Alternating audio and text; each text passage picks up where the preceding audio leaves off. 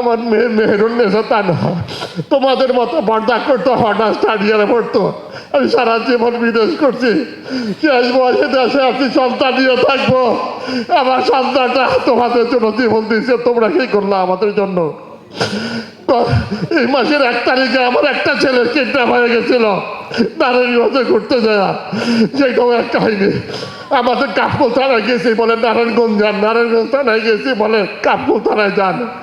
2 থানায় ঘোরাঘুরি করতে করতে একদিন এক রাত পরে 5 লক্ষ টাকা দাবি করছে। গরিব বইলা, অসহায় বইলা, হাতে বাই ধইরা আমার ছেলেটা বলছে, আমার বাবা গরিব মানুষ, কিচ্ছু নাই, আমাকে মারা ফেলা, 5 দেওয়ার মতো সমর্থন আমাদের নাই। 50,000 টাকায় আসছে।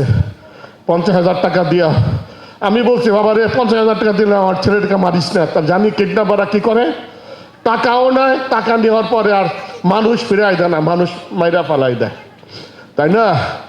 আবার দর্শনকারীরা কি করে, ছোট ছোট মেয়েদের দর্শন করার পরে তাদেরকে হত্যা করে গেলেই তো কয়ে দিব। আমি আমার নিজস্ব ভাষায় কথা বললাম, এইখানে আর ভদ্র ভাষার কিছু মানে শুদ্ধ ভাষার বলার কিছু নাই, কারণ মনে যখন কষ্ট আসে তখন সেটা নিজের ভাষায় কথা বলে। আপনারা বলবেন যে কেমন ধরনের কথা বলতেছে, এটা আমার মনের কথা।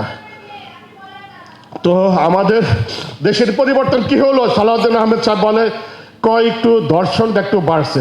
লজ্জা থাকা দরকার, লজ্জা থাকা দরকার। কিভাবে বলে? কিভাবে বলে যে ধর্ষণটা বাড়ছে? আরে বাবা, তার কাছে এটা সামান্য কিছু একটা মনে হয়, কি ব্যাপার?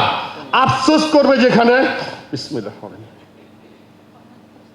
যে আমরা লজ্জিত বা দুঃখিত যে এটা বাড়ছে, আমরা করব।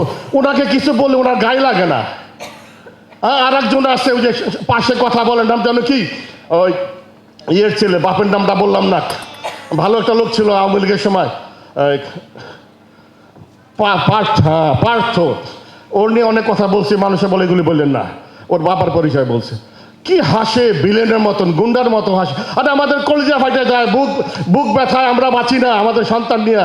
বেটা, আমাদের সন্তানের জীবনের বিনিময়ে তুই বেটা চেয়ারে বসেছিস, আর তুই কথা বিএমপিকে হাঁটাবে।